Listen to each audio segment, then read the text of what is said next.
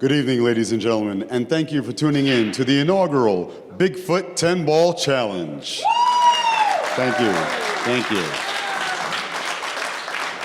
This Pat Fleming Accu-Stats production is brought to you live, coming to you from the Aramis Simonis Arena here at the Sheraton Norfolk Waterside Hotel here in Norfolk, Virginia. We have two very worthy competitors battling it out tonight. First up, from Estonia, the World Pool Series Aramis 9-Ball Champion, sponsored by Predator, Mr. Dennis Grabe. And his opponent, coming to us from Germany, former World 9-Ball Champion, sponsored by Predator, Mr. Joshua, the Killer Filler. Gentlemen, you may now approach the table. At this time, I'd like to send it up to the booth to former Mosconi Cup captain Mark Wilson, and by his side, the voice of Accu-Stats, Mr. Billy Incardona. Take it away, gentlemen.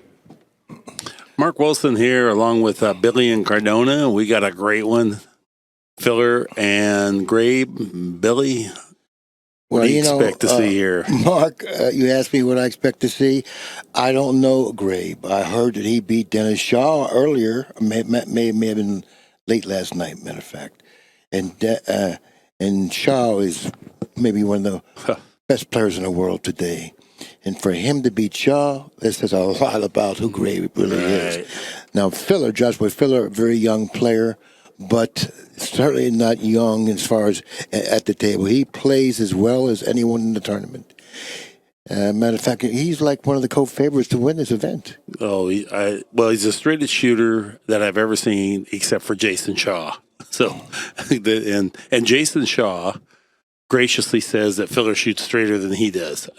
I don't know. I think it's being generous, but nevertheless, both of them top tier shot makers. And then 10-foot table that Filler, nothing seems to slow him down because he doesn't miss balls. So. And by the way, did I say Jayson Shaw or did I say... You said Dennis, but we know who you meant. Okay. Well, it's getting late, you know what I'm saying? Yes, I got you. Anyways, I watched Filler play a couple matches. I watched him play a one-pocket match with Tony Shohan, and he never missed a ball in that match. I mean, it was just incredible. He runs balls so well, and he makes everything he shoots at. And he really has a great understanding of pool in general. So therefore, he was able to use his pool knowledge, just his pure knowledge, to defeat Tony Shohan playing one pocket. Right. And that says a lot. It doesn't. And no one can beat Tony Shohan unless you just absolutely are a superhuman effort. Yeah. I get a kick out of Filler. Here's why. Everything he does is fast. And then he'll make the 10-ball, and then he walks back to his chair fast, like he's going somewhere. You got to wait for the guy to rack him here. Everything is up-tempo with him. He's, he plays pool like his hair's on fire, and Grabe plays pool like a man sitting in his lawn chair. So really, it'd be an interesting clash of styles here.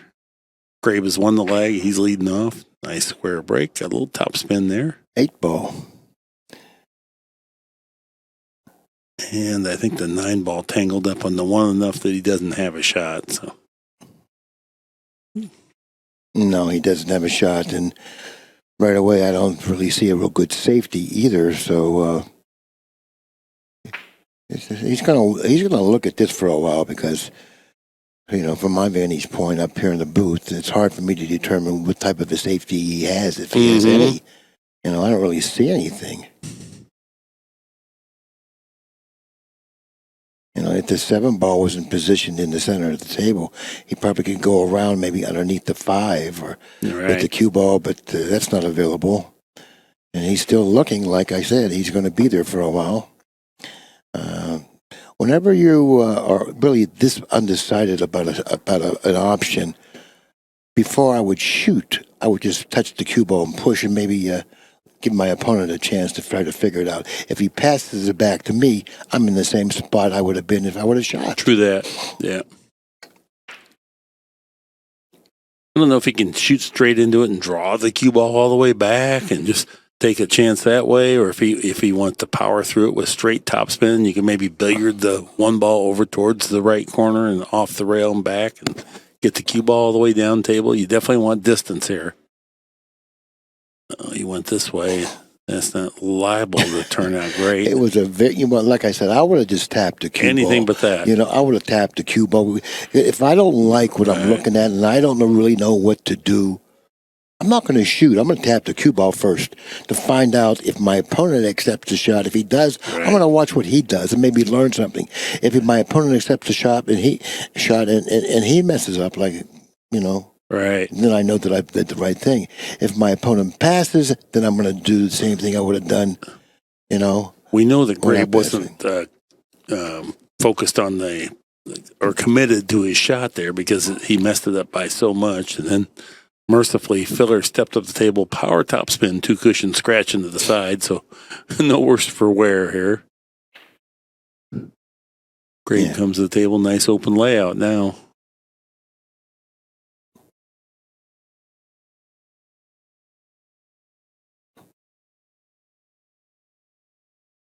He doesn't want to end straight in here because he needs to get some relief off that cushion, considering where the 5 ball is positioned. He may have to follow this and to try to, if he has a little angle, maybe he can follow and hit that long rail.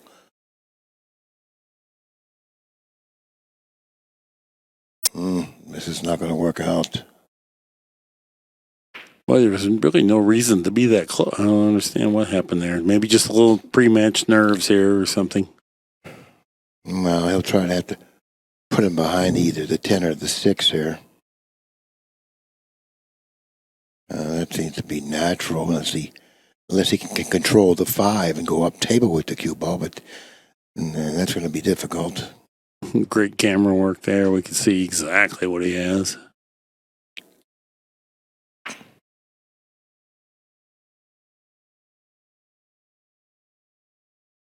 I don't think he's able to hook him. Now, Filler has an option here. He can play a safety back, or he can maybe go cross-side with it. He would like to try to run out from here, like most other aggressive players.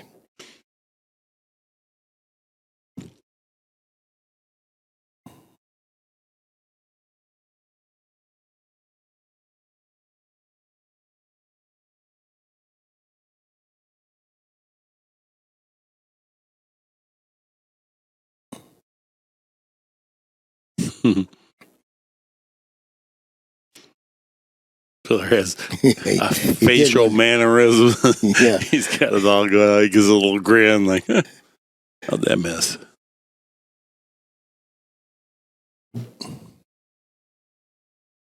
I see Pia Filler in the background sitting near Albin Ocean. They're looking on here. Now, he has to be concerned about the 7 ball in the center of the table here. But he struck that ball so cleanly, very nicely struck. That was a great shot. Yeah. This has a lot, too, by the way, A man strikes a ball from that distance as clean as he did, he can play. Yeah, Grabe from Estonia grew up in his father's pool room, so he's been around pool bulk of his life. He's got a couple big wins, a couple Euro Tour events.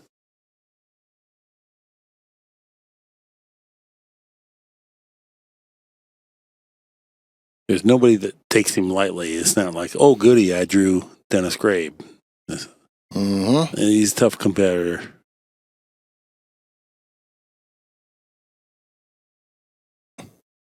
Yeah, well, he would like to have fallen a little further down table, cutting the 9 ball that was right as opposed to where he's ended up. He can get on the 10 now. It shouldn't be much of a problem, but it's nowhere near as natural as it would have been if he would have been below the 9. Good shot there.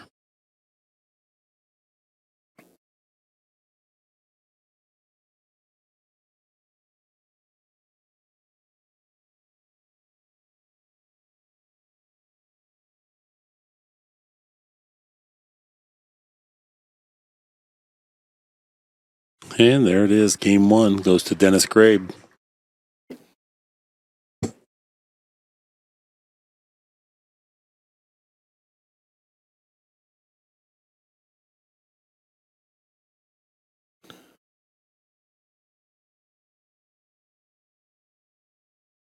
It's been a long day, hasn't it, Mark?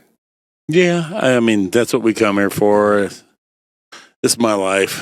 I'm used to it. It's not a big deal. Nah. I love pool anyway, so it's all good. I was going to watch these matches anyway. It's kind of like back when I first started with Pat. He used to pay us $5 to Accu-Stat the match, and I get a match like it'd be like Rimpey's going to play Buddy Hall. Well, hell yeah! I get a free ticket to watch and $5. Oh wow! Yeah. How long has this been around? Exactly. Yeah. And I can come back tomorrow too. Right. I probably would have paid $5, but. All right, we get to see Filler lead off here, trailing 1-0. 2 ball, the 1 ball and the 9 ball shot in there. That's the ball right behind the 1. That's weird. The ball behind the 1 beat the 1 to the side pocket. I there. noticed that, yeah. But anyway, those are the balls. I guess he was playing the 1, and somehow that ball right behind it just shot in there like a bullet. Boy, good offensive opportunity here. And it's going to have good speed here. Yeah, that was the key to that shot because of the position of the 6 ball. He wants to clear the 6, and in doing that, most often you overrun your target area. He's a very quick player, like you mentioned. You will enjoy Filler. He beats the cue ball before the cue ball comes to the rest. He's ready to go. No, it was still spinning yesterday. He was down waiting for it. I liked it. He was down ready to rock and roll. He would like to go forward here if at all possible. That way he could stay on that line. This way here is a little more difficult to play position, but no problem. He could make the 10 here too, by the way.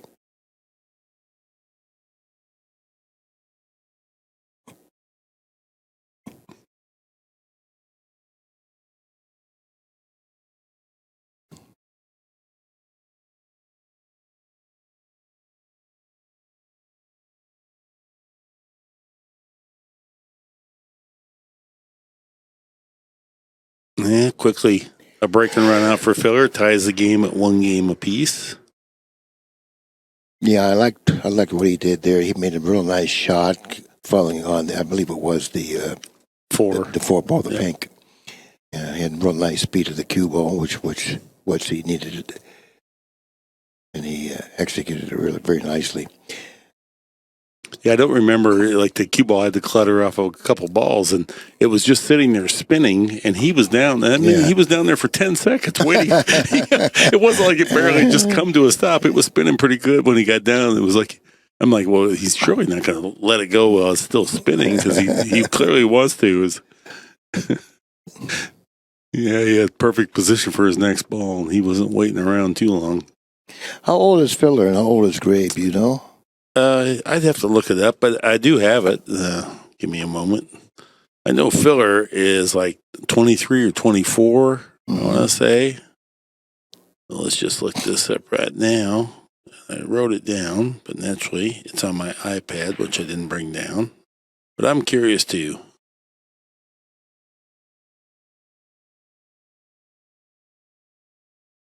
All right. We get a good look here at Dennis Grabe's second break of the match. 3-ball and the 4-ball right behind. 3 gets chipped into the side. All right. Here's Joshua Filler is 24 years old, married to Pia Filler. So and she's a good player as well. She is. Yeah, she's playing in here.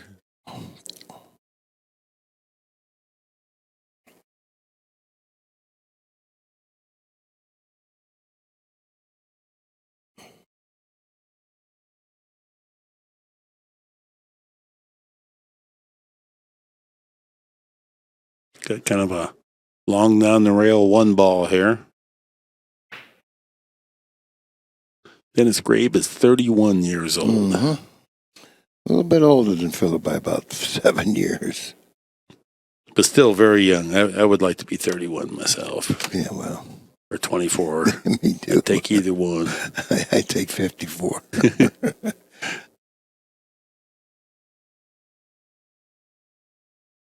I don't know about that one. Nope.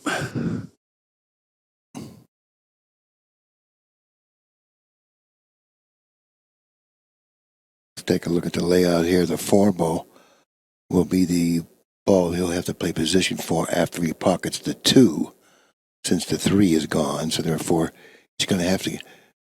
He can't really overrun his mark on the 2, or else he'll create a little bit of a problem. Another shot that requires pretty good speed. And it looks like he's done quite nicely with it. Most likely he'll have to come cross table, it looks like.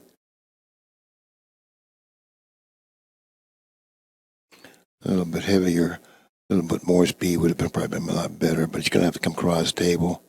Do you go cross table twice or just once here? I think twice. Oh, no, it's not that thin. Yeah, just this. Twice is right.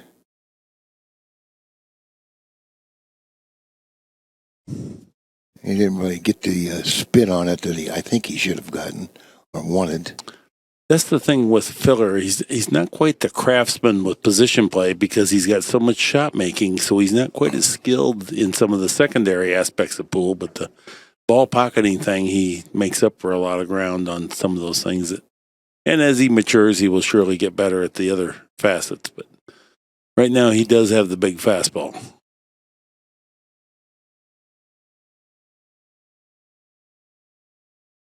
It looks like the 7 will pass the 8. Yeah, right. Yes. He should go forward here with a little. As the match wears on, Billy, I want you to notice, try to think back to someone that walks to the table faster or around the table faster than Josh. I've never seen it. It's like he's in a race or something. Where do you go? Oh, then you got Sal Butera, then you got Luke Salvis. Yeah.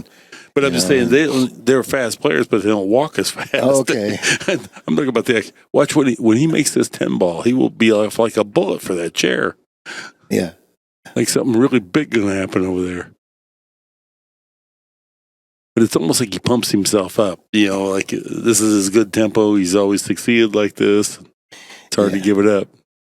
Yeah, he's gotten a little out of line. And if it's possible to get out of line from where he was, this is where it is right here. He's straight in. He's got a reach. So therefore, he's a little out of line considering how easy it was for him to just stop there and play the natural angle. But he just drew it back. And now he has to stretch. He's straight in. He's got a slight angle, enough to get to the rail. It's so typical of Filler. I mean, somehow it was a pretty routine layout where guys craft through it and just get the angles. No, we just go ahead and knock it in. And if I have to make a harder shot a little bit down the road, that's fine too. Yeah. Well, any player that runs to the shot, like he's been doing, tends to be a little careless at times. But he just hits the heart of the pocket from wherever it's at. Yeah. It's the funniest thing. But his ball accuracy is more than makes up for his carelessness. He kind of reminds you of a guy that was a Major League Baseball pitcher, and finally. But through the A ball or high school, college, he just relied on his fastball. And then as he got into the minor leagues, he found out some of those guys can catch the fastball. So now you got to have the secondary pitch and command of the strike zone. And for him, it's going to be kicking, better position play, and the safety skills. Those things are easier to acquire than pure shot making. So, but anyway, that's my opinion. What an analogy, though. that was a long one.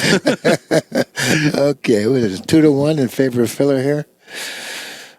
Yeah. Yep.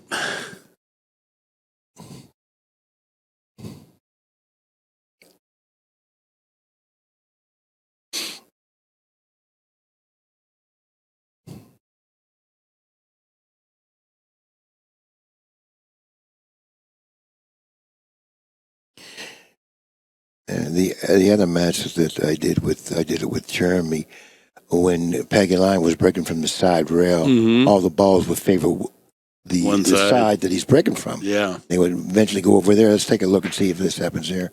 Mostly all the balls see it come over to the left. Yeah, now. I don't think anything hit the pocket. Nope. Yeah.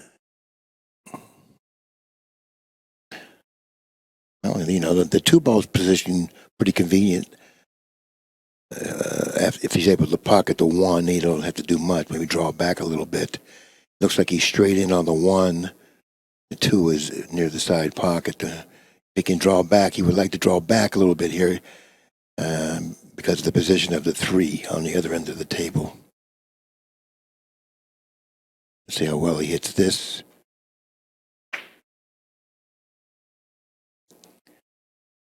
And he's going to leave a shot. I don't know if he has. Maybe can he see it? It's hard to tell. Pretty close. Here on the overhead, it's hard to tell that he's down eyeing it.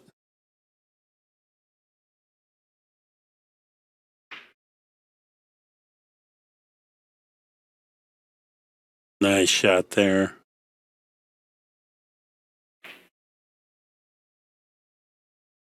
He's such a natural player, but with the pace that he has, it's such a quick pace, and he just does things so good. Yeah. So meaning that he's just such a natural player. Yep. It's uncanny, his accuracy. I know I oftentimes say there's not much to natural ability for Poole. It's more work ethic. But in the case of Filler and Shaw, I've never seen anyone shoot as straight as they do. And if you say natural ability, it kind of minimizes the work they put into it. But they do have a little something extra special. And they sure do.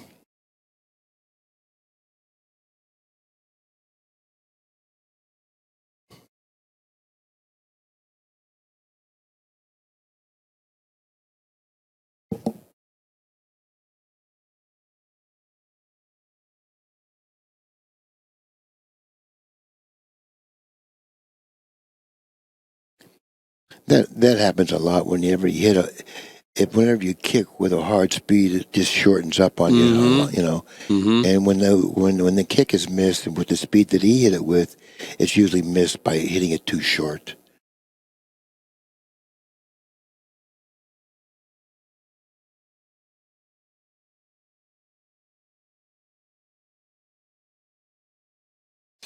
Now he has to get a little bit lower here because of the position of the 4. Yeah. So that's where he needs to be, where he put his cue stick. So this is going to be a real delicate shot because he's not going to be able to go to the side rail.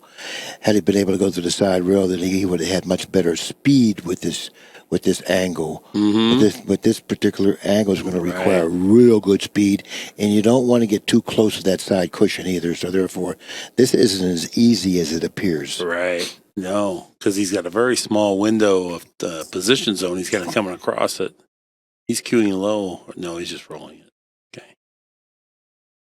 I'd say that's pretty good. I don't know, because there's only one pocket for the 4, so he has to get between the 7 and the 10 for it to easily go into the corner pocket. Well, what I mean can he play, or maybe he can just back cut the 4. He's in position to get position pretty easily from this position. Yeah. This getting position isn't that attainable, but from this position, it's okay. He went and measured it if he just makes a stop or just drags down this line right there. Yeah. And then just back cut this rather than try to get over between the 7 and 10. It was just too tough. Okay, now this is kind of interesting because of the position of the 9 ball. He would like to end up near the side pocket there, where he walked across the side pocket there with the cue ball. But I don't know if he can get there because of the 9. He may have to draw around the 9, hit the 4th cushion, the 3rd cushion, then fall to the bottom rail. And that takes a big swing, and that puts the 9 back in play when you hit that. If you, wow! Oh, what a nice shot! Wow! What a nice shot! He straightened it up. That was a little bit risky in my opinion, but he made it look easy. Yeah, and it wasn't risky in terms of it was risky because it was close, but it was the only option he really had that was reasonable. I think. Oh, I thought he could have drawn 2 cushions out. I don't know if he even considered that, and I don't know if from our vantage point if it was even available. Right. Because sometimes we see things that he sees things differently. He's at the table. If it was too thin, then if the cut was too thin, then he couldn't have done what I suggested. Another situation where he has to get pretty precise on position for the 7. And that's not going to work. I don't know. Will it? I think it was a good hit. Okay. Well, I think he can draw to the side and back across table. Yeah, I think he can draw above the 10 there. Yeah. Kind of where he's pointing. To do. No, he's got to get pretty good on the 8. And you don't want to get straight in because of the position of the 9. So therefore, after pocketing the 8, he's going to have to come back down table for the 9. So because of that, he can't get straight in on the 8. And when you draw across table, he's going to use a lot of left-hand spin. He may end up fairly close to straight in. Let's see how well he does here. And that's really nicely played.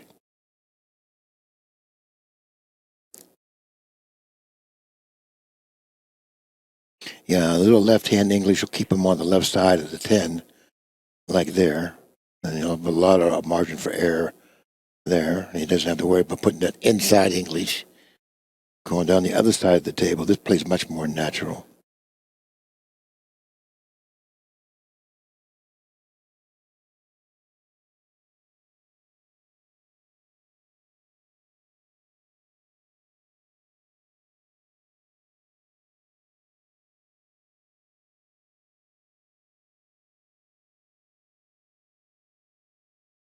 Nice speed, too, because he wanted to get up off that end rail. He didn't want to take a chance of staying there. Mm-hmm. And if he was on the thin side of the 8, which it appeared from how he played he was, hitting that 2nd cushion is the correct way of shooting it. Because that way you never end up on the cushion.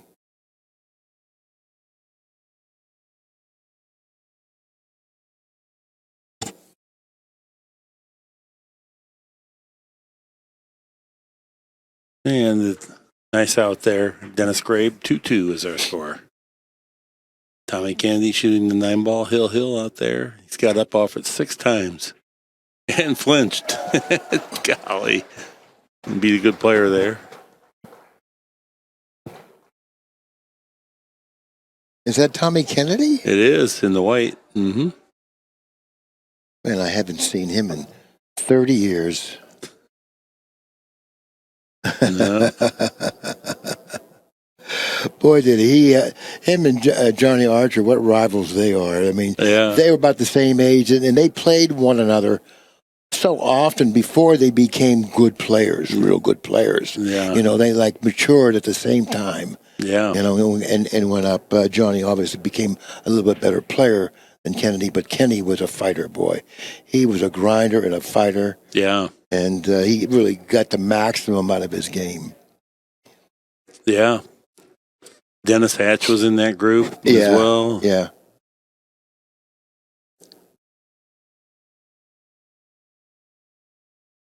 Boy, Peter Gorst and Kelly Fisher in a dogfight there. It's 5-4. I can't tell who's ahead. Okay, Grabe, good square hit. Anything a 1 ball found the pocket. Mm-hmm. Let's take a look where the 2 is. The 2's going to come up and give him a great finally shot. Stop with in a real good line. for him to pocket the 2. Position of the 3s on the left-hand side. And this is a pretty nice shot here on the 2. He's got a nice angle. Maybe the top right shoe. Unless the 3 is pocketable in the side. If it's not, then he's going to have to spin around and play the 3 in the upper left-hand corner.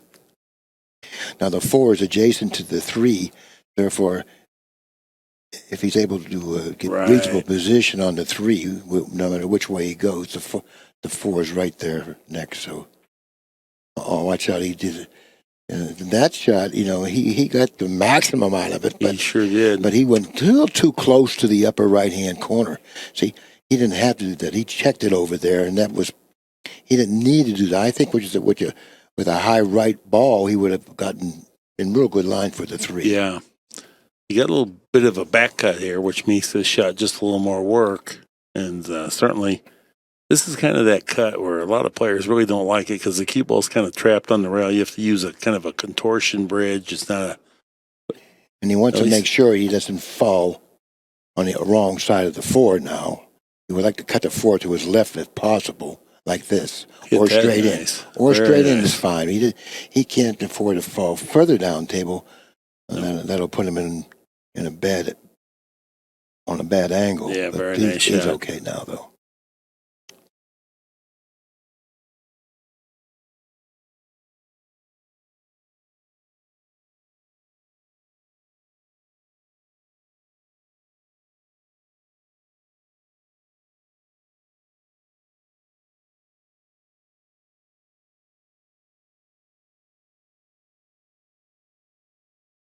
If he opts to play the 7-9 combination, he would like to play the 7 in the other corner, but I think that's asking too much. He's going to probably end up playing the 7-9 combination. So therefore, he should stay a little bit under the 7. Well, I don't know. Now he's got the angle that he could play the 7, but in doing so, he's going to have to thread the needle, maybe go 2 cushions around the 7. Yeah. Yeah. I think that's better than going straight across. I do too, because you're in much more control if you go high and a little bit of right-hand English here to get around. Yeah. There you go. Well, he's a little weak. Yep. He should have just given a little more turn, a little more spin there. Kind of a punchy stroke, too. It wasn't nice flowing going through the ball like I thought I was going to see. It was just kind of abruptly happened.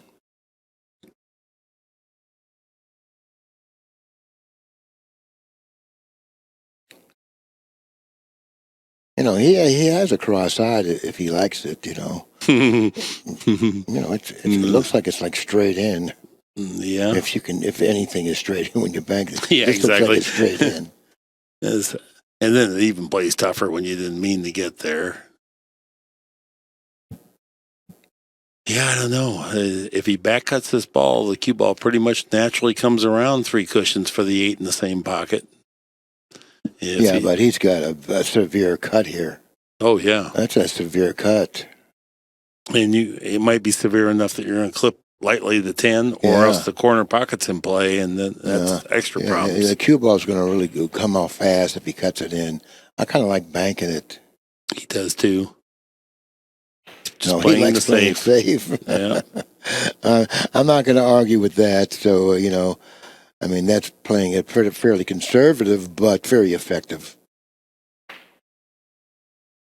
I think it's one of these things like don't compound a bad shot with a second bad shot, maybe make Filler earn his openings. Don't give him opening. He can make his own openings. Mm.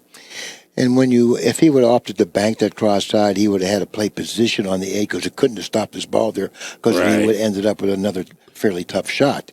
So therefore, he would have had to draw it back. And if he would have missed the bank and drawn it back, he probably would have sold out. He probably factored in everything there, and he decided that, hey, I'm 98% sure of coming out good with a nice safety here. Well, the bank is not a certainty, and then when you have position into it, then it's even tougher. Look at this. Good result. Well, now he's got to back it straight back on the 9. No question what he's got to do here.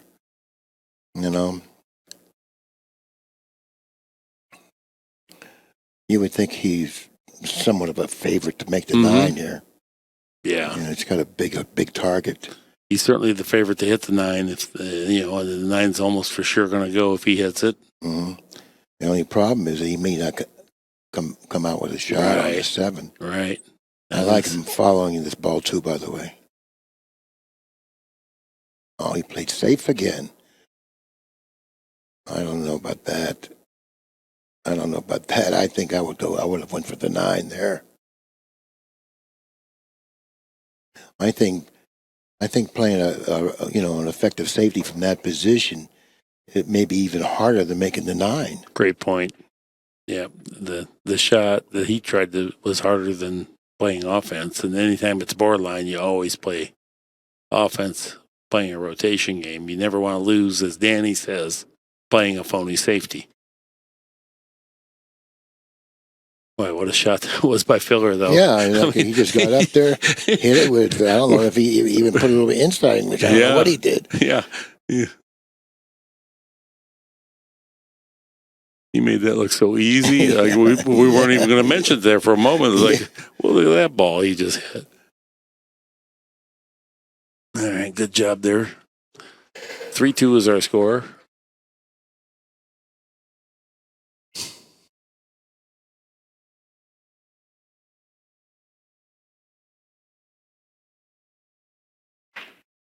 Oh, let's see here. What happened?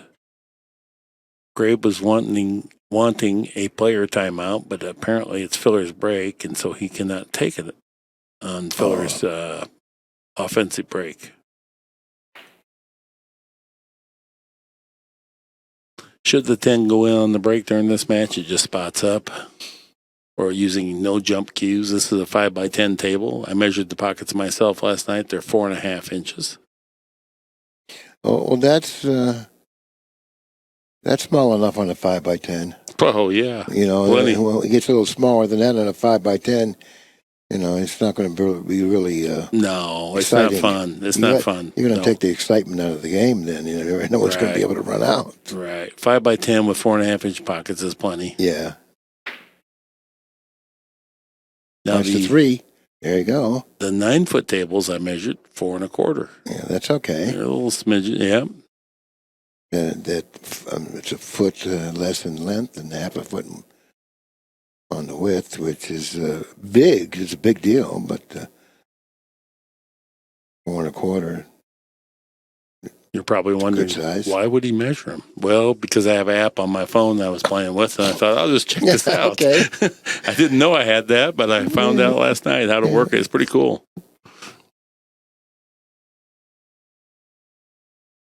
Yeah, he's looking to play a safety around the 4 with the 1. Now, if he happens to hit the 4, he's going to sell out. Let's see how well he hits this. He's going to bank the 1 back down table.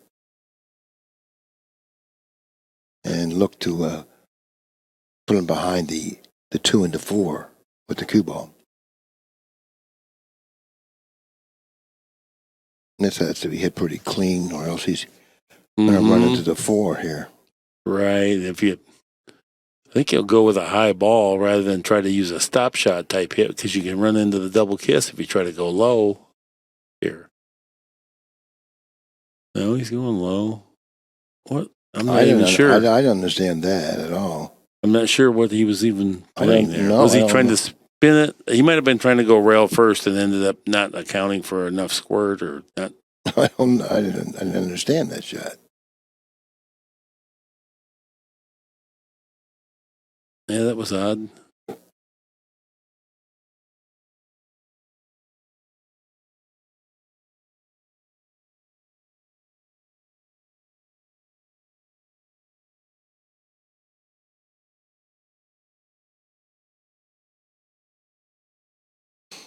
If he don't like it, he can always come off the right side of the 2, put him behind the 10.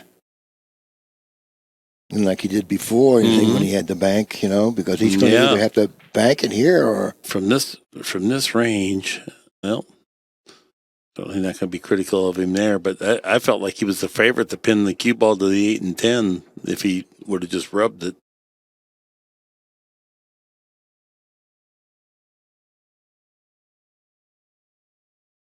Grabe requesting that Filler move chairs whilst he shoot past him into the corner.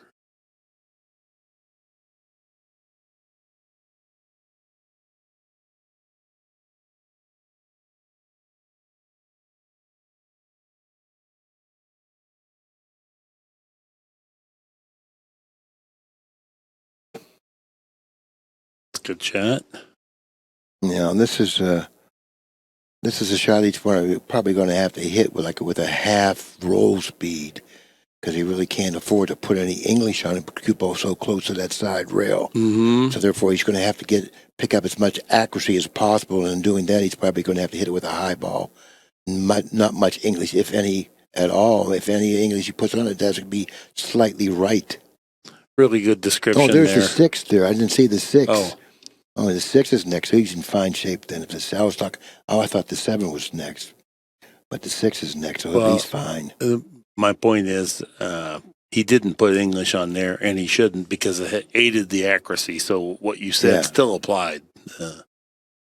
Just get that ball down.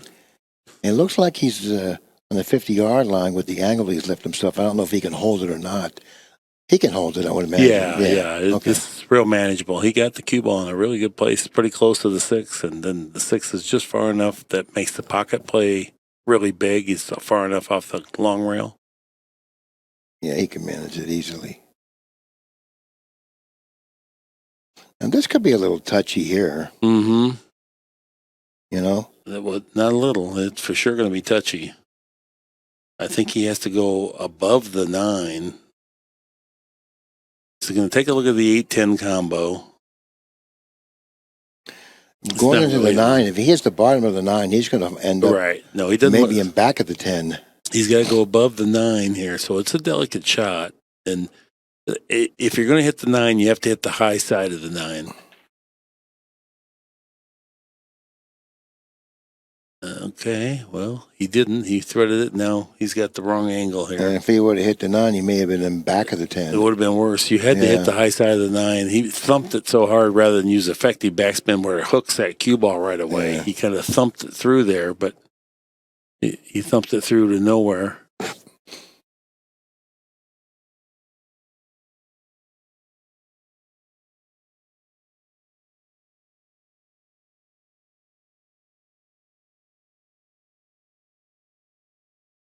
I just put the 8 behind the 10 softly. That's a good shot if it goes. Nope. Well, it's not bad. I don't think Filler. Well, matter of fact, this guy here, he's so accurate. Maybe it is bad. Yeah, he's thinking about it, so it's not that good. And it's a borderline shot here. What do you do? It's hard to play safe. Oh, but you got to cut it in. Yeah, you got to cut this in. You got to, he can hit the edge of the ball so well. He's such a great shot maker. I think he's got to cut this in. Little inside English.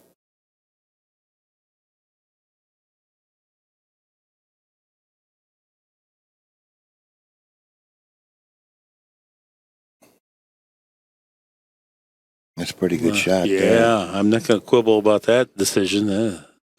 But I still think he should have cut it in, because to attain the position that he has here by shooting the shot that he shot, it wasn't that easy. No. He lets him hit any side of the 8 ball. He's got to come back with a pretty easy safety on him. The volume of time that you play the shot that Filler did, that you force your opponent to kick, will be so remote. I mean, maybe 2 times out of 10. Most of the time they're going to have a direct look at it, but nevertheless, he hit the shot good, and I'm not going to. I'm sure it did. Oh, yeah. Well, it paid off. Yeah. Oh, I wouldn't fault Filler for not shooting. If he picked that shot, I'm sure, because that cut was mighty tough, and if he's questioning it, I know it's got to be the right shot to not play offense. Yeah, valid point. Yeah, because he's an aggressive player. There's no question about that. Yeah. And it's understandable because of his accuracy. And if he opted to pass that shot, then it probably was the right thing. And it turned out that it was the right thing. So.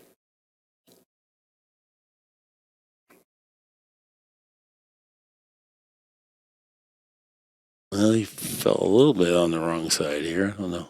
I think he's okay. No, it's not that good, but he's got the firepower to back it up.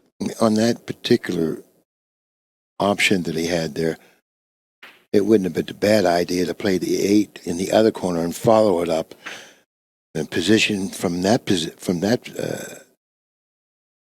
area of the, is a lot easier to attain as opposed to drawing it back. Or else he could have put it on the angle and drew it off the side rail, which is a lot better easier to control the cue ball like that as well. So he could have followed it the other corner, or he could have drawn it off the side rail. That way, you have a better feel of the speed of the cue ball with the draw. Yeah.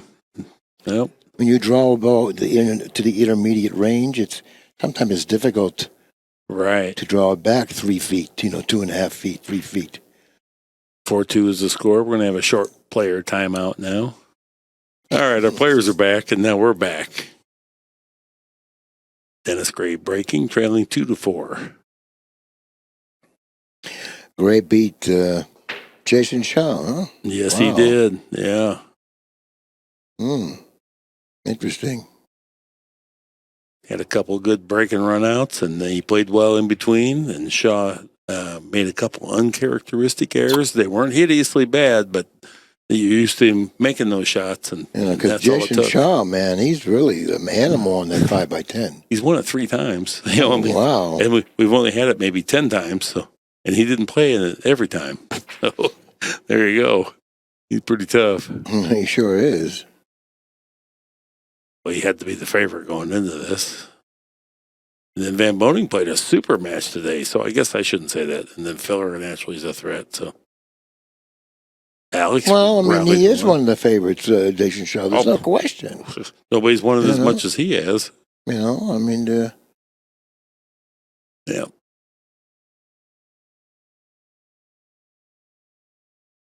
Alex struggled in his match early on. Yeah, he sure did. He was very fortunate. But then he did so many good things right at the right moments, and the whole thing, he started off playing like 700 TPA, and all of a sudden, then at the end, it was very respectable, like 867 or something from nowhere. You're like, okay. Well, he really didn't get a gear until the last two or three games.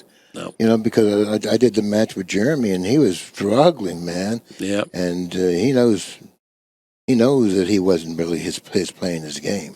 Look, sometimes you don't have your A game, and today he did not have his A game, but he never quit. He never gave up, and he made the most of what he did have. So it was. Wow.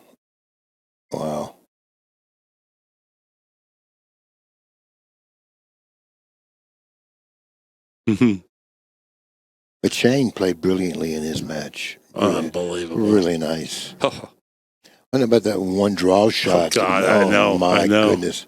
That was like beautiful. That was really nice. All you have to do is just play 10 hours a day for about 15 years and focus, and you can hit one like that too. Or you'll attempt one like that. Yeah. Golly, it was so beautiful. I was saying that what I do on that shot. Oh my! Is that I cut it thin and I hit it hard, so when I collide into the other thing, it might get down there where it needs to go. Maybe if I get lucky, He hit that shot.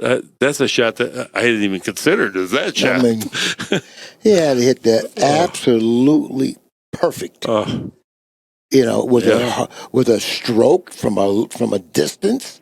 He was like 8 or 9 feet from that ball. Well, he's jacked up on the end rail. And spike it in from the diagonal. That was a 10-foot shot. Yeah. Yeah, mighty impressive. And draw it straight back. Not a hint of side spin, nothing. Yeah. He made some nice shots in that match. He did. But what a powerful stroke he has, because he hits that ball so accurately, and that cue ball just. It is beautiful to watch. Mm-hmm. And the people at home are going to get to see it too, because you can still see these videos. If you buy the stream, you can go back and see that match to see the shot. I'm not trying to sell it. I'm just saying, but if it was like a memory.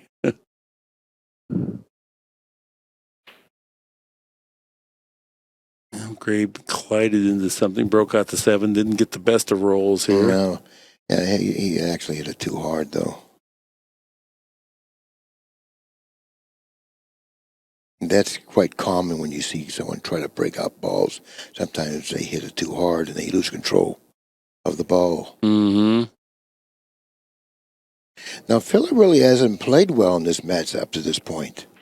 No, he hasn't. Well, he hasn't got on track, and I agree.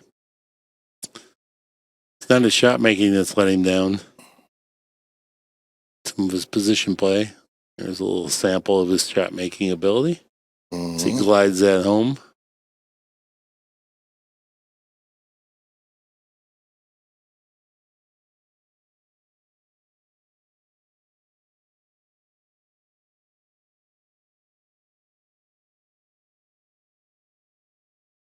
Elevated the cue so he could kind of stun and take some of the speed, the pace out of the cue ball. I guess he's going to draw this, huh? Because he's like a little, a nice stroke there. Mm-hmm. Nice stroke. Beautiful.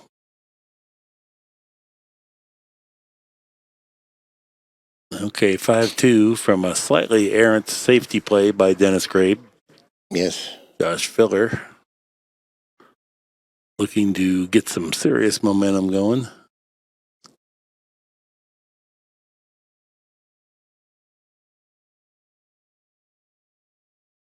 Ralph Souquet told me about Filler a long time ago and said that, he was going to be a better player than him and Homan.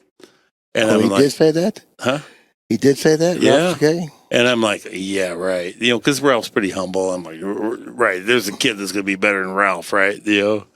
But by golly, he's going to be right on up there with him. I guess Ralph really wasn't exaggerating much. And I have supreme respect for him. And Homan's going in the Hall of Fame this week. So yes, that's, he is. I mean, I guess that's some serious talent. He's a good guy, that Homan. I like him. Yeah.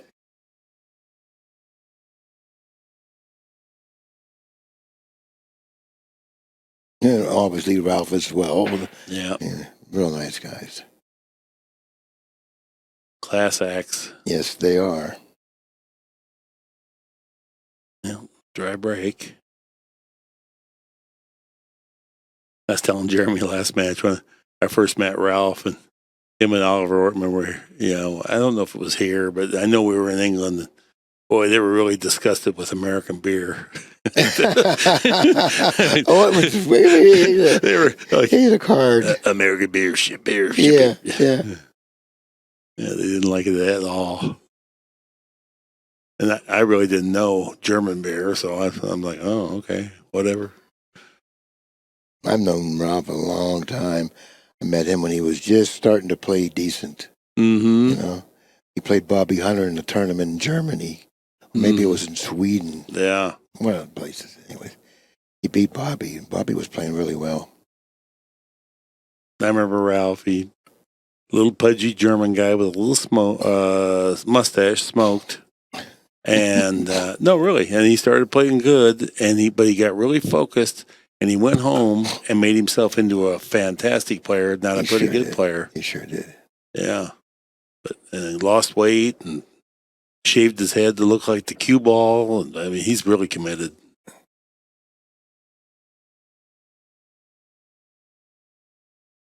I was curious how he played that. Yeah. I didn't particularly care for the way he played that. From this range, getting position now on the floor takes a really accurate hit. He got it, though. He wanted to make them both. That would have been perfect if he would have made them both. Now he's got to play good shape on the 5. He's going to have to go rail first. And if he hits it too thickly, he's going to go into the 6. So he's got to be careful here. And the cue ball can get away from him if he hits it too thinly. Let's take a look at this. This is going to be interesting. Wow, he just draws it back. That was nice. Let's see what's going to happen. Not bad. He's got the angle to go to the bottom rail. Yeah. These guys got some skills.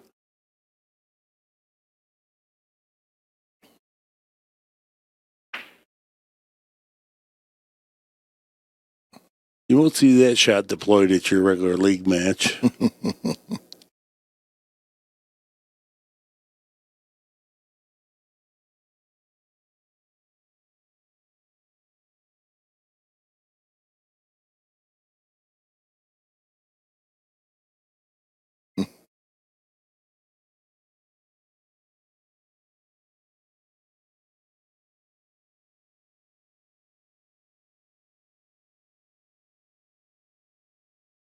Gonna have to travel the cue ball a little bit more than maybe straight in would have made him do.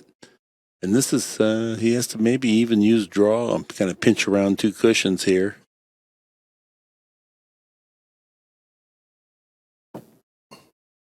Yeah, that's the route to take. You can let your stroke out a little bit. You increase the accuracy of the shot. Big margin of error on position. Absolutely, yeah. You have a lot of margin for error with the position, as you said.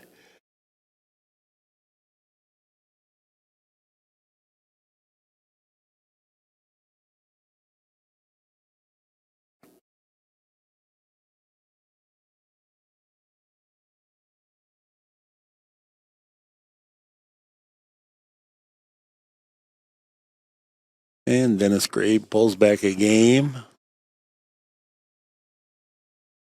Trailing 3-5.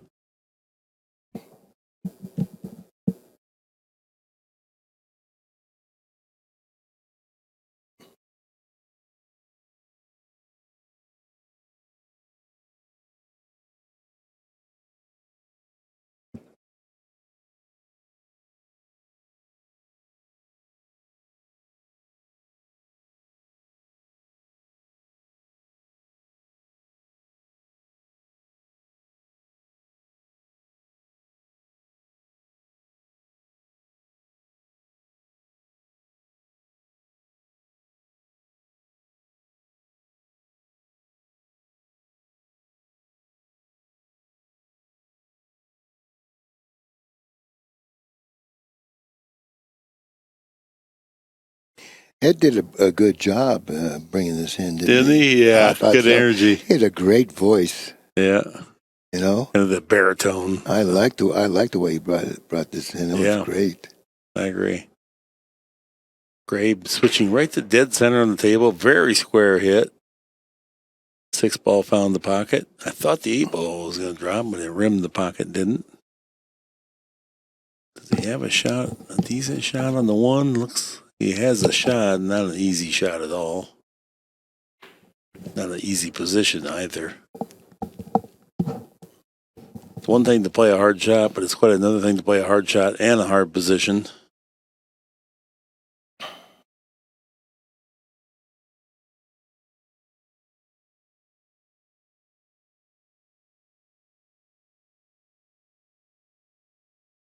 He's been prone to want to play safe in these spots earlier in the match, and I would think this is not an easy safe. He's going to have a problem controlling that 1 ball if he wants to stick behind the 7. Mm-hmm. So therefore, this is not easy.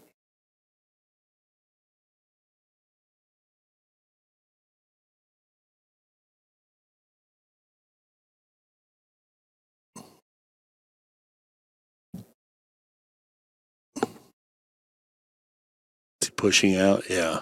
Okay.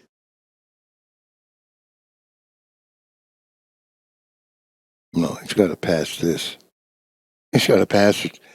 It looks like the player who shoots the 1's going to lose this game, in my opinion. Because what can he do with this?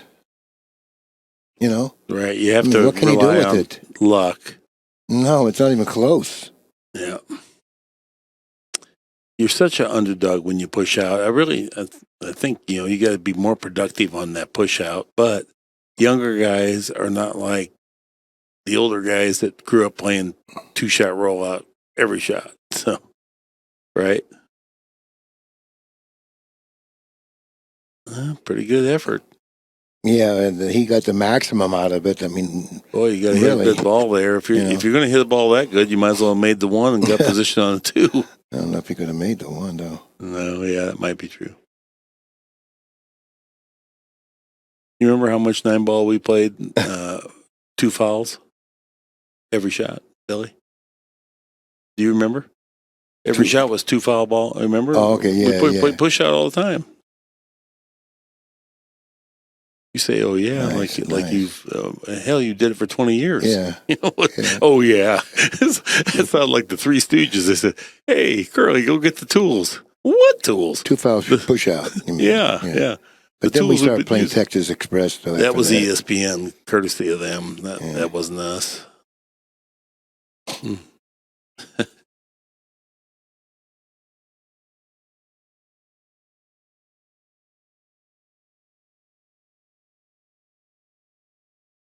All right, Grabe.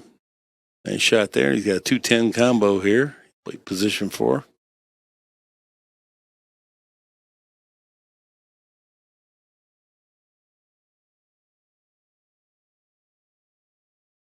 Not an easy shot at all, but he figures to be better than 50-50 to make it. Yeah, I figure he's slight favorite to make it.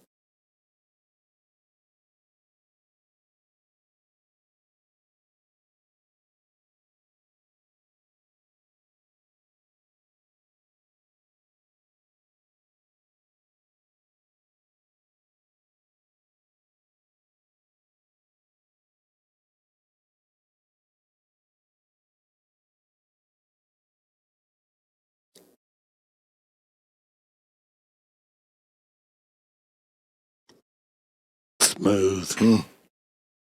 That was a pretty stroke.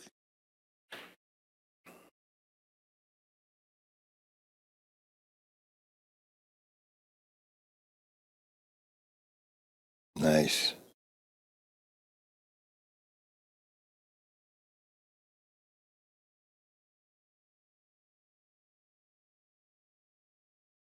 I think you got to play this in the side and forget about all that inside English. Oh, wow.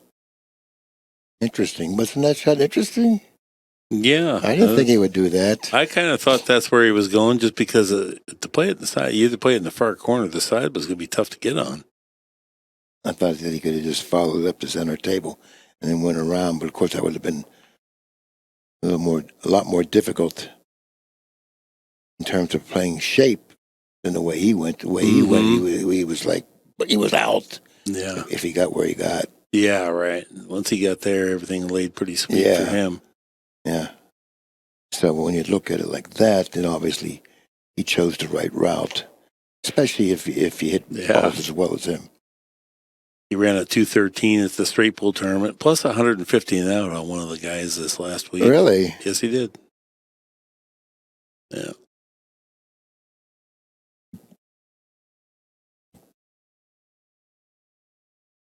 It was a good event over at Q Masters. Mm-hmm.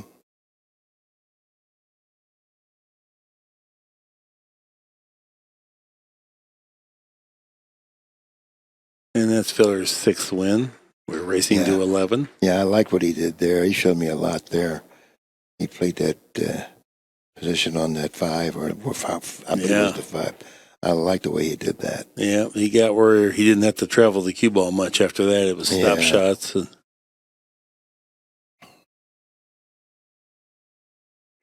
And he had to worry about inside English. He didn't get with that soft speed. A lot of crazy things happen when you shoot a shot like that with that type of speed. So therefore, he picked up on the speed, which he picks up on the accuracy of the hit. And he goes right around, gets in a position where it's like, like you can throw your stick at it from there and get out. Yeah, I really like that. As you look back to what he did, you can see that, wow, that was really nice. Mm-hmm. Well, he's got a lot of billiard savvy because you don't run 213 because you don't know how to play. Mm-hmm. Now, let's see what happens here. One ball found the pocket.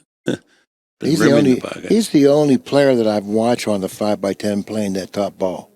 Mm-hmm. And that's what he's been doing. That's the second time he's made it. Yeah, it's hit close every time. Yeah, he's playing that.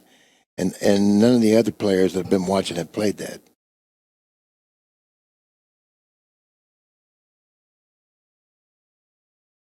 Don't think he got much here to look at. He's been over like he's got something. I don't see it.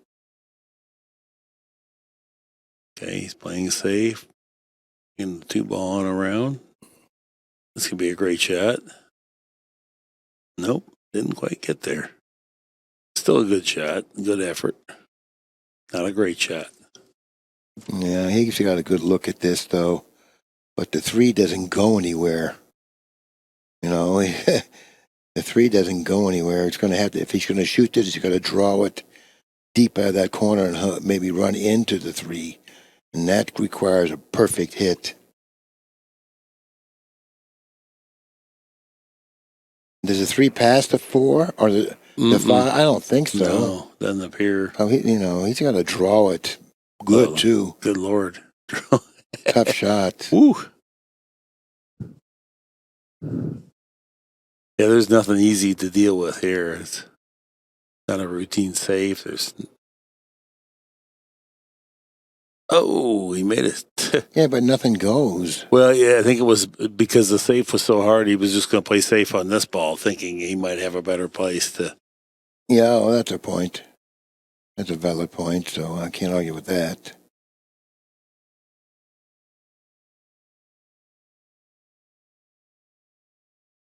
Sometimes you're just painted in the corner where you have to kind of just shoot your way out. Might go, I tried to go, and that's what he did. No, but it didn't work out.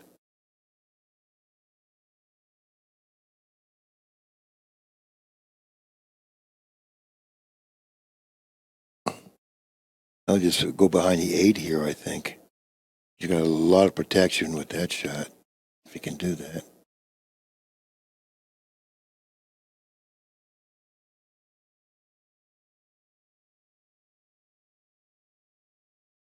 I don't know if he got there.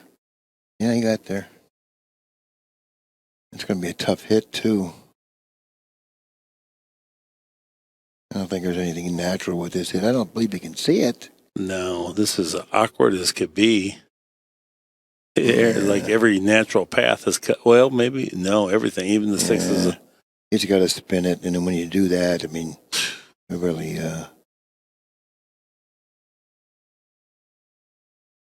Wow, good shot.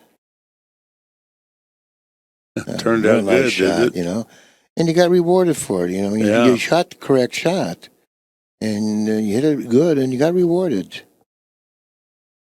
You can't get lucky unless you hit something good. That was a really good shot for sure.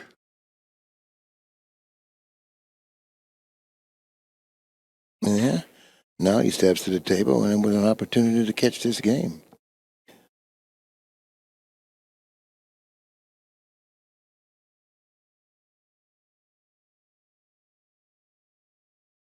Now he's got a little work on this one. I think he's got to. I don't know. Do you have to draw to the upper corner and come out of that corner? Yeah. He landed a little flat. Look at this inside spin. I think it's going to play. It'll be pretty thin, however. Yeah, I don't think he can play it. He's got to try to bank it 2 cushions underneath that 6. Oh, he's going 1 cushion. He's playing it. I didn't think he could do that. He made it look easy. Yeah, I think it laid a little better than we thought from our perspective here. Yeah, evidently. Yeah, because he made that pretty effortless. He didn't agonize or even have much of a second thought. Yeah.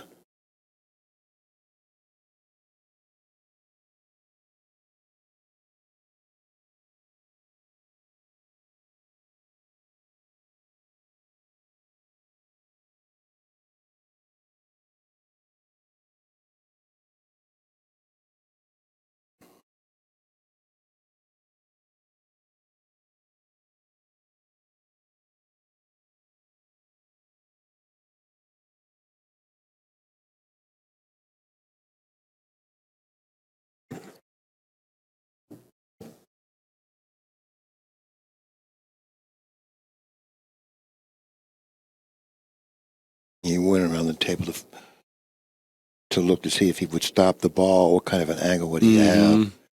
I think he's going to have a good one.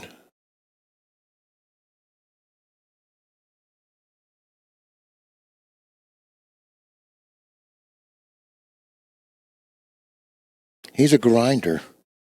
Grabe's a grinder. Yeah, that's what he is, man. That's how he works. He's shot a lot of shots that looks like that. He's just grinding. He's playing. I think pretty pretty good shots. They're not really that rewarding. Mm-hmm. But they, like you said, he played a shot to get a position to play a better safety, as opposed to trying to do something spectacular. Right. He went ahead and cinched the shot, if you can call that. Yep. And ended up with a better shot for our safety.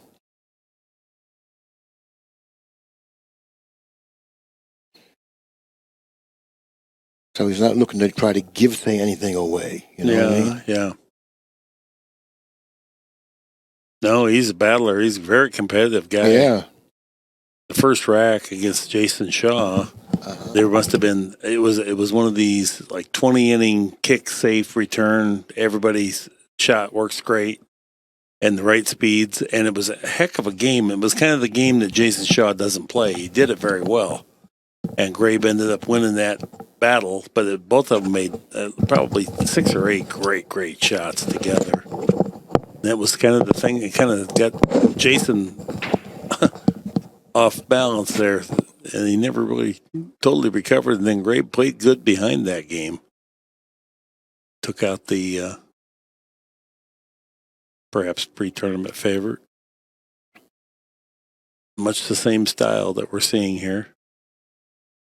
I can see where he could beat anyone, but I think the ball's got to lay good for him. In other words, I don't think he's the type of a player that's going to get out in tough situations, because he just doesn't have, from what I see, he just doesn't have that cue ball management around balls and stuff like that. He's he runs into balls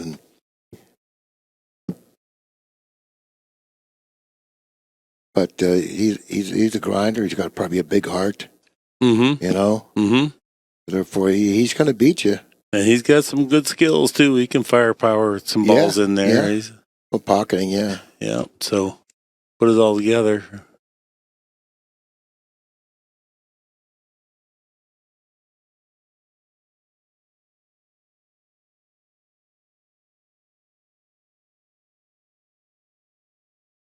Plus, he's only 31 years. What did I say he was? Let me look here. 31. Yeah. 31. He's got an upside. You don't peak and pool till you're at least 35. And then that lasts for about a decade or two.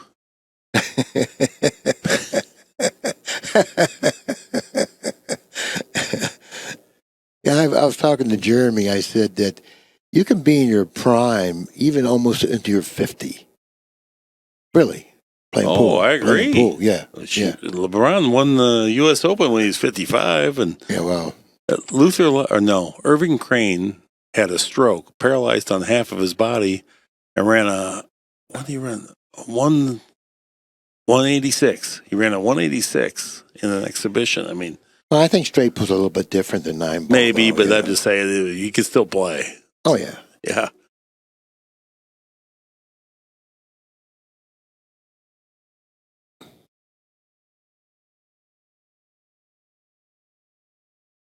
Remember, Wimpy was pretty haggard, and he liked to play on the 5x10, and he rolled out a couple of the thinnest cut shots that other pros wouldn't play. And the guy passed both of them. He's playing Corella over at Q-Master here. And I was sitting right behind Wimpy because I wanted to see a Wimpy Laster on a 5x10, and his hand was shaking, tremoring like this. And Corella says, "Go ahead." And he, boom, down there, and that ball just trickled over the pocket, and the cue ball's going bing, bing, bing. And then I think, man, look at that. I guess a master like that, and maybe has a little flashback, might hit one like that.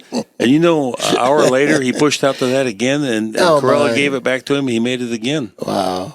And it was a shot. I'm telling you, Mizrak was playing good, and Mizrak wouldn't have tried it. So I was like, holy cow. Luther Lassiter. Wow.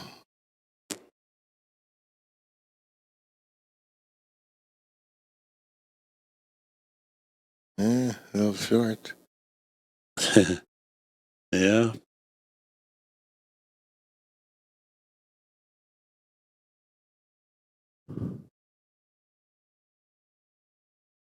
Quick work of those balls as Filler takes another 3-game lead here. Tell me a Luther Lassiter story, Billy. I played Luther Lassiter in Johnson City, right? Yeah. I'll never forget this match. This was it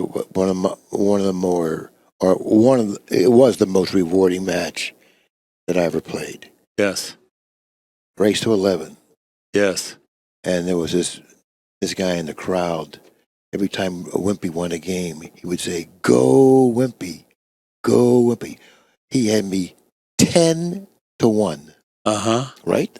And I'm playing good, really good. Race to 11. Race to 11. He had me 10-1. And it was shooting the 2-ball, and the 3-ball was right here. Nobody at home can see this. The 2-ball was right here, right here. He was down here. And I said, well, you know what? If he cuts this in, he can go to the side rail, hit this ball, and scratch in his corner. And that's exactly what he did, right? I beat him 10 games in a row off of that, and beat him 11-10. Oh my! Oh wow! What a great memory that is. Yeah. Well, how could you forget that? No way. I will never forget. That was embedded in my memory. I'll never forget that. And then when I made the match ball, I said, "Go, Billy." I'll never forget that. Yeah, but boy, I didn't want to say that because Wimpy's such a great guy. Yeah. But that guy got on my nerves because he was just pummeling me. What a great match. Yeah, that was just, I'll never forget that. I think there was 10 or maybe 11 years of Johnson City. Do you know off the top of your head? Maybe No. 12. Okay, No. yeah, 12 years. I think it was 60 to 72. But anyway, there was 3 events at the Johnson City, which means there was 36 total winners. Lassiter has 13 titles of the 36. 13. Really? And you know who's next on that list? Who? You won't believe it. I think it's Boston Shorty Larry Johnson. Oh, yeah. Well, he won the one pocket like a lot. I'm just saying, like four. He four, won the maybe one pocket six. the year I won the 9-ball, and Danny won the straight pool. Wow, what a cool circumstance. Yeah. The other time I played Wimpy in a tournament was in Pittsburgh. We played a double round robin tournament. Mm-hmm. Great tournament. There was a lot of great players in the tournament. A lot of real good players. Eddie Kelly, Richie Florence, Luther Lassiter, Joe Balsas. I finished second in the tournament. Mm-hmm. Wimpy won it, and he beat me the odd game. So it was a double round robin. He beat me twice. Good matches though. When he beat me, and I finished second in the tournament. Man, those are some treasured memories there at this point. Grabe made a really nice shot, but just let the cue ball feather down here on the end rail. Now he's got to come with a really big shot.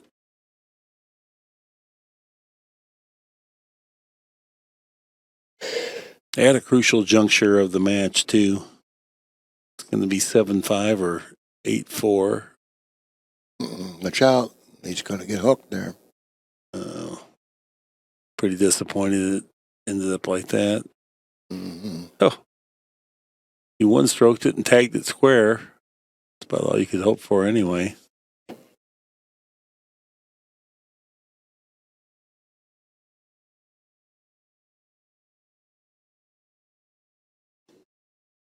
Great.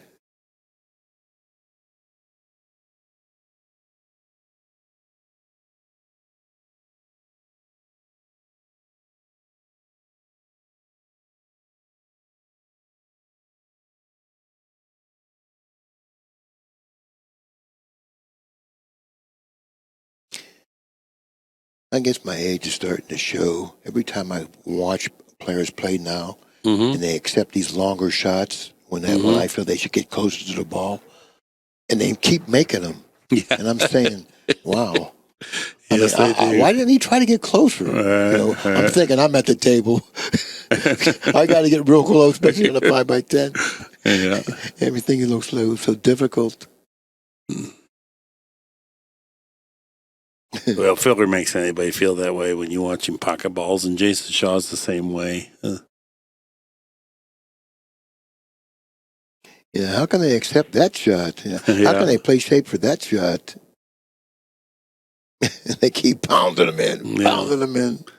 Well, they don't know better. Well, they do know better, matter of fact. On the contrary, they do know better. They know what works. 8-4 now is our score. Filler at an 8:53 clip. Well, I think the 8-ball found the pocket. And let's see. 8-ball's down. What's he got? Yeah, he has a shot on the 1. And a good shot. Position on the 2. Now the 3 is going to be a little tricky from here. Does it go back into the side? Apparently, well, he's just playing position for the bank. Okay. He did not get good position for the bank either.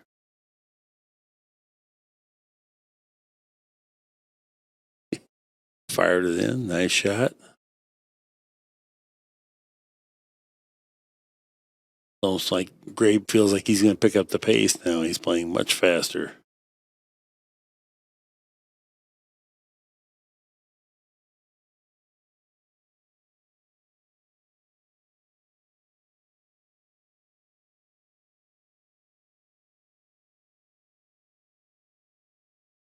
Got to get good on this ball here. He looked like he's a little awkward on the 6. Yep. Yeah, here in the overhead you can see it's just a little funny angle here. It's not, and he's going to have to try to force it too. I think he has to force it to go 2 cushions toward the 7 to his left. Maybe with a center left ball. Oh, you're saying stunning out of that corner. Yeah. Oh, boy, it looks like it might be laying a little flat for that too. But I think he can do it. Okay. He's drawing it back. Must be a little bit. He was a lot different than I thought. But in the meantime, is he going to brush the 10? He could have ended up behind it.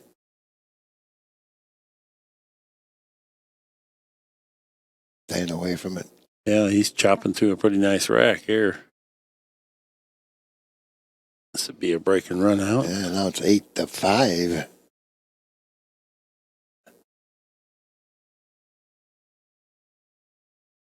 Break and run out there for Dennis Grabe. 1 apiece in this match.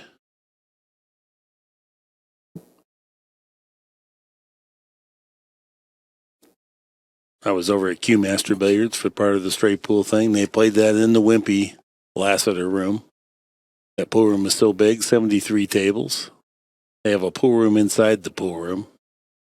20 tables. Is that Barry Berman's place? Mm-hmm.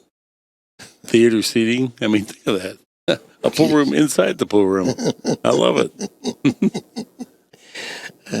It had a small waiting list, 73 tables. Seen the pool room that big or with that type of vigor. Well, that was a weird break. Barely hit him. Q Master. Mm-hmm.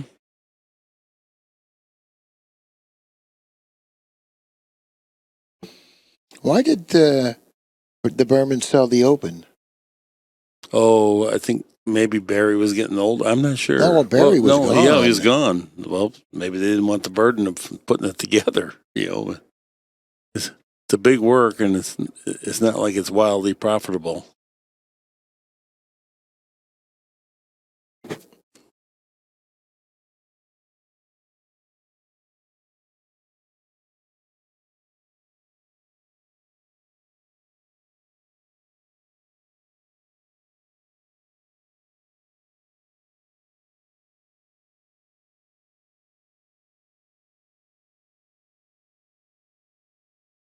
Yeah, I was around Barry from his first U.S. Open that he had in his pool room.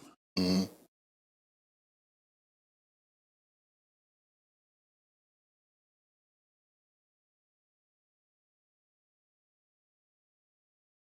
They made the 2-ball off that, and he was playing the combination there, but 2 went in pretty freely.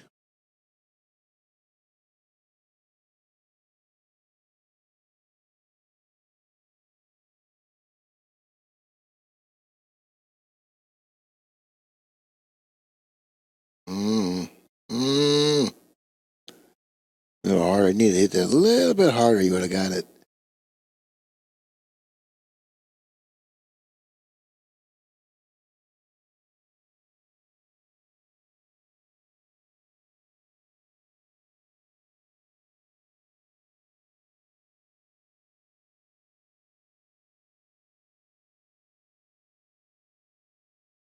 It's kind of funny. It's almost like Grabe has decided that he's going to play faster.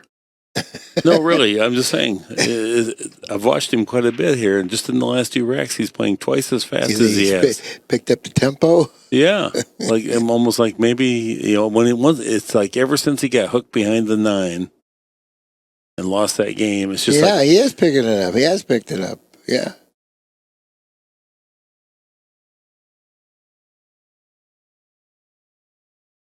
He's walking around the table faster. Kind of like it.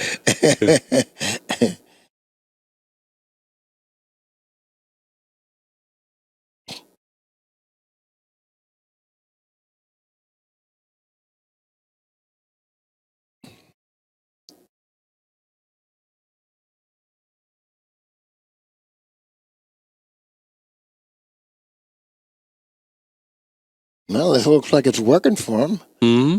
So I guess. Yeah, he's definitely going to stick with it. His position's fallen off a hair, but his shot making picked up. Just saying. Yes, it has. 8-6 now is our score. Yeah, he's a grinder.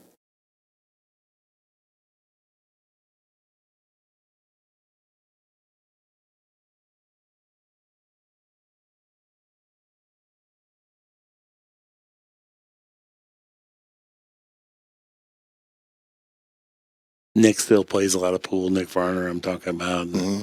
He had his table recovered, and I went and picked him up. We're going to a pool clinic, and I walked in. He was at his desk doing some work, and I looked at the cloth, and 3 weeks earlier had been new cloth, and I was looking at it, and it had quite a bit of wear on it. And I looked over at him and go, it's just him. I go, Nick, you've been playing a lot of pool. And he looked up from his papers, he smiled at me, and he went back to his papers. Yeah, he didn't say yes or no. Yes, he did. Yes, he did. That's him. He still loves pool. Yeah, he's a good guy. He is. Yeah, we've been really good friends for years. Yeah. You know, did he offer me $5,000 one year when I was going bad? Oh yeah. Yeah. He said, "Listen, you need 5,000."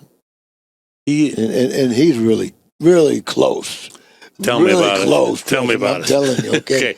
Yes. I said, "No, Nick, okay. I don't need any money." No, but you know what? He's compassionate. He loves pool players, and sometimes he's told me about various guys, and for no reason, I can see he gets emotional sometimes talking about players of our era, and sometimes he'll keep me up at night real late. We'll be tired, but he's telling me things I've never heard of before, and it'll be. At the end, he'll go like this, "Oh, thanks for reminiscing with me." I haven't said 3 words. I asked 1 question in 2 hours. Mm-hmm. But it's the thing is, I'm one of the only ones left that knows who he's talking about. Even though I was on the tail end of their career, I at least was around enough to know, So, but yeah, he still loves pool. I really admire Nick. I think the world of him. Yeah. And just like what you said, I mean, he has compassion for his kin, we're family, so. Yep.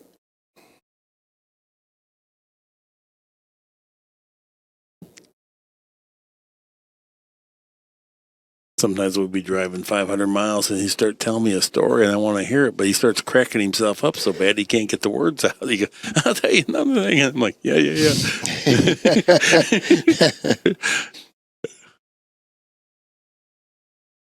The other thing about Nick, he does not like any kind of marginal quality food. You will be having some fine dining with Nick. He doesn't particularly like paying for it, but he will. Oh, he loves the cafeteria food. You kidding me? No, but you hang out with him. Yeah, a good cafeteria. There's nothing wrong with that. No, he does. He eats the cafeteria all the time. Matter of fact, that was like an ongoing joke. Sequel will go to gourmet restaurants every night. Yes. He spends $30 for a bowl of soup. Yes. Okay? And Nick would be at the cafeteria. Yes. So, when they hooked up, I mean, Seagull didn't like going to the cafeteria. No. Nick, Yeah. and I like cafeteria food too. Yeah. That was funny. Nick ate more cafeteria food than anyone.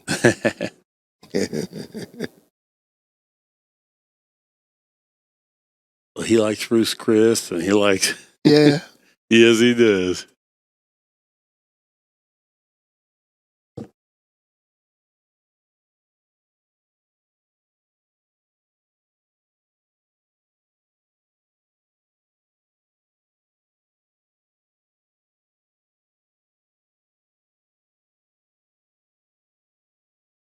Well, he finally going to win a game, and he had him 8-4, and then Grabe won a couple in a row. Looked like he was going to make a charge at him, but he ended up scratching.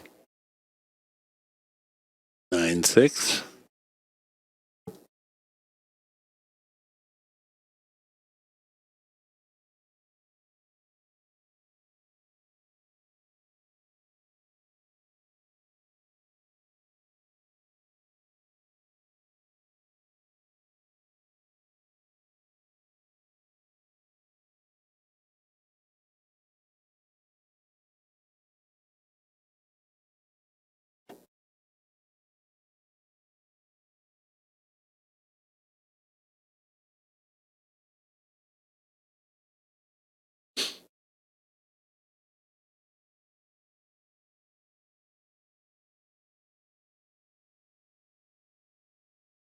Side rail break here for Filler. Well, the one ball right in the side. Yeah. Pretty wide open layout. Nice, yeah. This is one of the nicer layouts seen. He's got a nice angle to go across table. Then the 4 ball's positioned conveniently off the 3. It doesn't have to do much. The 5's in the open. Good shot. 8 ball's just a little bit away here. It's a little awkward.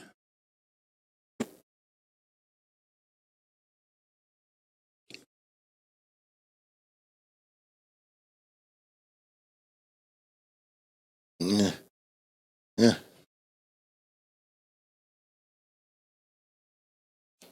This is, he would have liked to end it up with an angle to cut the 4 to his right, or at least straight in. I think he's got to, I don't know, is he straight in? He can draw straight back, but he's got to be careful.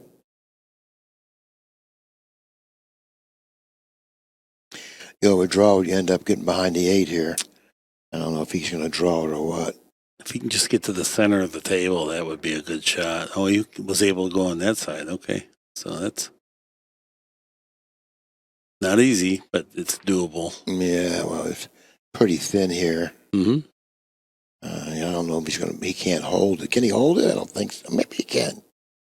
Maybe he can. That's kind of the 5x10 gives you quite a bit of leeway on that. So I think he can do 2 cushions.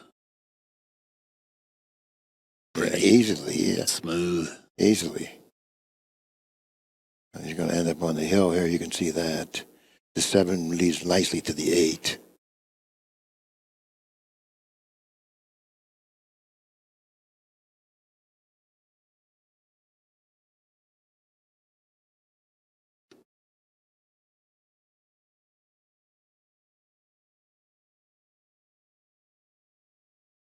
Just a hint the wrong angle here. So he's debating whether he wants to try to go forward or backward.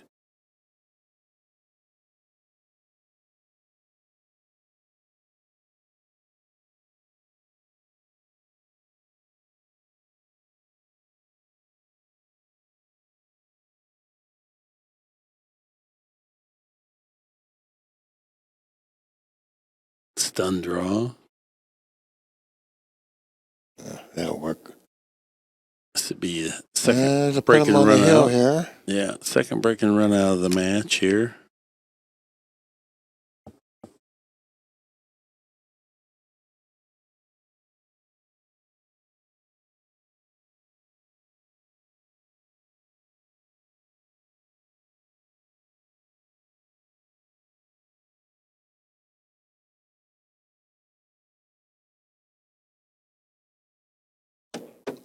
these late matches, I find myself having a little short of energy.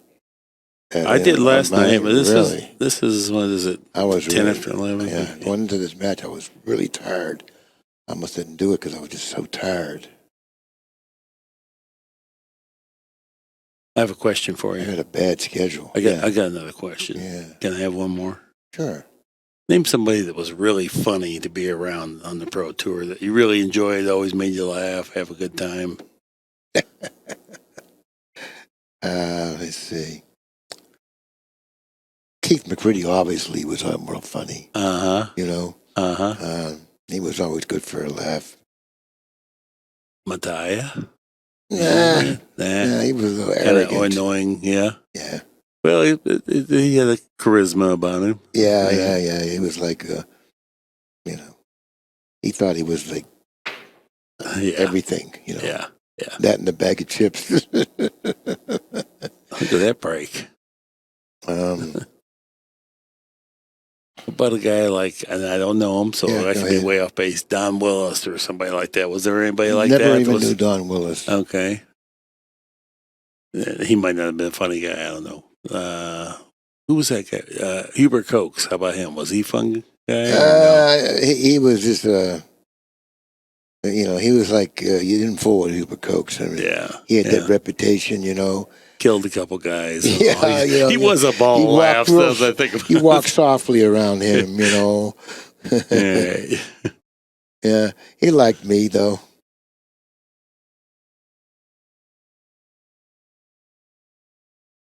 Yeah. Oh wow. He's not.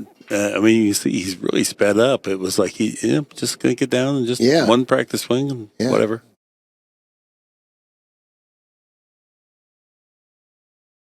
Actually, there really weren't many funny guys back then. How about Weenie Beanie? No, it wasn't funny at all. No.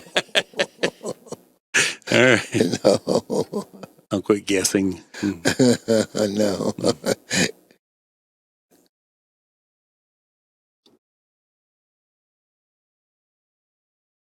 What is happening? Well, here? he tried to make more of an angle. It was too flat, and he tried to hit it like it wasn't too flat. So, how about Fats? Did you get humor out of Fats? Of course, he was funny. Yeah, of course. Okay. Ronnie Howell was pretty funny too. He was. Yeah. All right. Yeah, he was witty. Yeah, he was funny. I enjoyed both those guys. Yeah.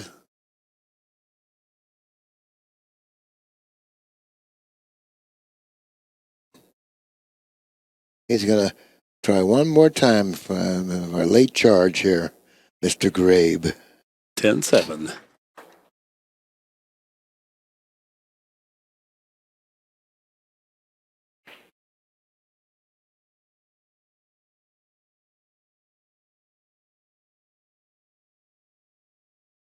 Jersey Red was fun.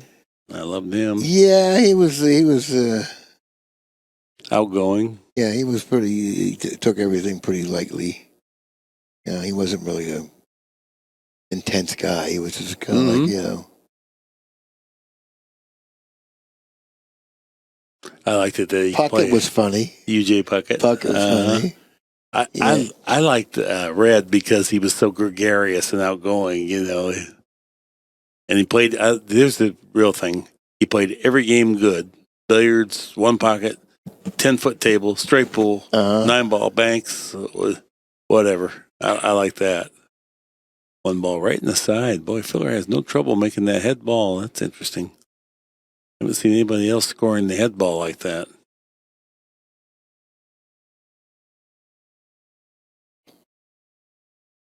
I was around Red. I lived in Houston a couple of years and got to be around him quite a bit. I don't know why, but he liked me. Red? Hmm? Yeah. Funny. Oh, yeah. We play $5 one pocket all the time. I was easy pickings for him, so I guess he liked me. I'd come in the pool room, he'd light up. Hey, Wilson, look at this shot. Look at this shot. And then he'd set it up, and he'd miss it. Oh, hang on. Caught me off guard. And he'd make it the second time perfect.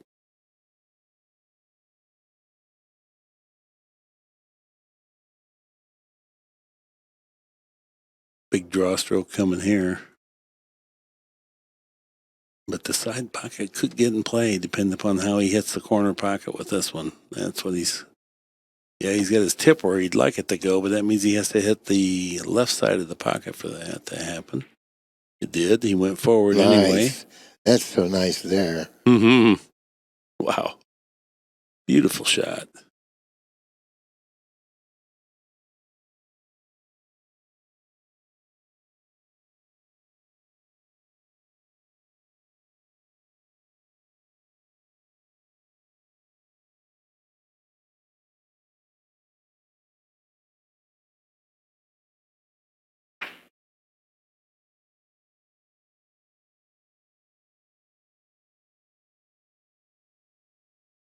Checked it up there nice. Perfect angle. 3 balls left.